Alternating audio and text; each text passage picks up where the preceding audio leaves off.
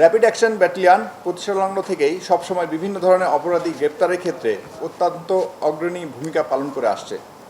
র্যাবের সৃষ্টিকাল থেকে এ পর্যন্ত মাদক ব্যবসায়ী, অপহরণকারী, সন্ত্রাসী, ছিনতাইকারী, চাঁদাবাজ, প্রতারক এবং চোরাকারবারিদের গ্রেফতার করে জনসাধারণের মনে আস্থা অর্জন করতে সক্ষম হয়েছে। এছাড়াও চাঞ্চল্যকর হত্যা মামলার ঘটনা উদ্ঘাটন করে আসামিদেরকে আইনের সম্মুখীন করেছে।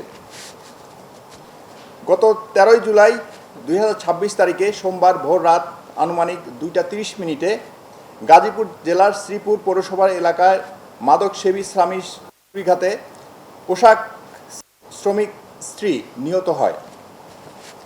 নিহত পোশাক শ্রমিক নাসিমা আক্তার নেত্রকোনা জেলার পূর্বধলা থানার বনগ্রামের মান্নানের মেয়ে। অভিযুক্ত স্বামী সাইদুল ইসলাম ময়মনসিংহ জেলার তারাকান্দি থানার গর্দাপাড়া গ্রামের বাসিন্দা। নিহত নাসিমা ও সাইদুল দম্পতির ছেলে ও মেয়েকে নিয়ে শ্রীপুরে ভাড়া বাসায় থাকতেন। ভিকটিম নাসিমা আক্তার স্থানীয় একটি পোশাক কারখানায় চাকরি করতেন। নিহত ভিকটিমের স্বজনরা জানান, নাসিমা আক্তারের স্বামী মাদক সেবন করতেন এবং কাজে কর্মে কোনো আগ্রহ ছিল না। ভিকটিম নাসিমা কাছ থেকে নেশার টাকা নেওয়ার তাদের মধ্যে ঝগড়া হয়। ঝগড়ার এক পর্যায়ে স্বামী সাইদুল ইসলাম ভিকটিমকে এলোপাথালি ছুরি দিয়ে আঘাত করে। এ সময় তার 8 বছরের মেয়ে সামিয়া এবং 5 বছরের ছেলে জিসান ঘরের মধ্যেই ছিল এবং তাদের সামনেই তার মায়ের মৃত্যু হয়। উক্ত ঘটনার পরে আমাদের গোয়েন্দা তথ্যের ভিত্তিতে আমরা সাইদুলকে ট্র্যাক করি এবং ভোগড়া বাইপাস এলাকা হতে তাকে ওই দিন সন্ধ্যায় গ্রেফতার করে নিয়ে আসি।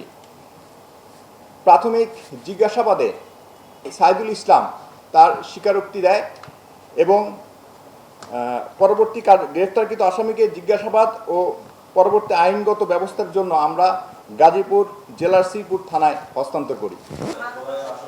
মাদক সেবী ছিল, সে নিয়মিত মাদক গ্রহণ করত এবং মাদকের টাকার জন্য সে প্রায়ই তার ওয়াইফের সাথে গণ্ডগোল করত এবং গত 12 তারিখে যেটা স্পষ্ট আমরা তাদের থেকে জানতে পারি যে সে বেতন নিয়ে আসে এবং তার হাজব্যান্ড সাইদুল ইসলাম জানতো যে তার কাছে টাকা আছে এবং সেখান থেকে সে 3000 টাকা দাবি করে। টাকাটা না দেওয়াতেই তাদের মধ্যে ঝগড়াটা তুমুল পর্যায়ে চলে যায়। তো ওখান থেকেই সে তার কাছে একটা ছুরি ছিল, সেই ছুরি দিয়ে বউকে এলোপাথারি সে ছুরি দিয়ে আঘাত করে এবং যতটুকু ধারণা করা যায় অতিরিক্ত রক্তক্ষরণে ভিকটিম ওখানেই মারা যায়। না, ওর নামে আমরা তার পিসিপিআর নিয়েছি, নিয়ে ওর নামে কোনো আগের কোনো মামলা আমরা পাইনি। এটার ব্যাপারে আপনাকে আমি একটু লেটেস্ট আপডেট দিই। আমরা গত 3 দিন আমাদের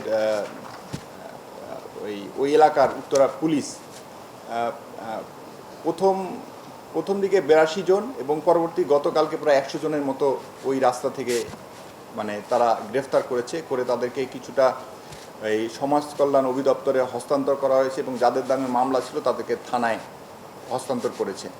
তার আগের সপ্তাহে আমরা প্রায় 17 জনকে, নিউজও হয়েছে আপনাদের, 17 জনকে আমরা মাজার বস্তি এবং স্টেশন রোড এই সংলগ্ন এলাকা থেকে 17 জনকে গ্রেফতার করি। আমাদের কিন্তু অভিযান অব্যাহত আছে, ঠিক আছে, এবং এটা আমরা আরও আপনারা সামনে জানতে পারবেন। আমরা আরও অভিযান করব যে এই যে ছিনতাই যেটা বললেন, ছিনতাই এবং মাদক সেবন এবং মাদক এই যে বিক্রি করার যে প্রবণতা, এটা ইনশাল্লাহ আমরা কমিয়ে আনতে সফল হব। আমাদের অভিযান অব্যাহত থাকে। এটা আমরা যে পরিমাণ আসামি বা অপরাধী ওখান থেকে তুলে নিয়ে যাচ্ছি, দেখা যাচ্ছে যে আশেপাশে বস্তি হওয়ার কারণে এবং আবার সেটা কোনো না কোনোভাবে রিফিল হয়ে যাচ্ছে।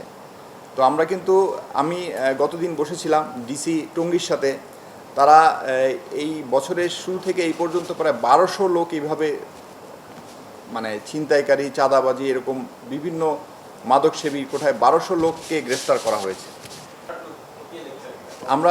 আমরা আমাদের অভিযান শুরু করেছি। আমরা বেশ কিছু তথ্য পাচ্ছি যারা পিছন থেকে আপনারা যেটা বলছেন যে কলকাঠিনা, তাদের বিরুদ্ধে অচিরেই অভিযানের মাধ্যমে তাদেরকে গ্রেফতার করা। কিছু আমরা পেয়েছি যেটা তদন্তের স্বার্থে গোপন রাখতে হচ্ছে। আমরা তাদেরকে অচিরেই এটা আসলে আমাকে যদি জিজ্ঞেস করেন, কারণ সব কিছুর ব্যাপারে স্টাডির একটা প্রয়োজন আছে, যে কেন মাদকটা ছড়াচ্ছে, কেন অপরাধের প্রবণতা বাড়ছে, এটা নিয়ে বড় ধরনের স্টাডি হওয়া উচিত। স্টাডি হয়ে এর আসলে কি কি সমাধান, এগুলো বের করা উচিত। আমাদের গভর্নমেন্টের অনেকগুলো অর্গান আছে যারা এইসব কাজ করে থাকে। তারা যদি এটা রিসার্চ করে এটার একটা বের করতে পারে তাহলে খুব ভালো হবে, যেখানে আমাদেরকেও রিসার্চের পার্ট হিসাবে নিতে পারে। তাহলে আমার মনে হয় আপনি যে প্রশ্নটা করলেন এটার একটা সুন্দর সমাধান বের হবে।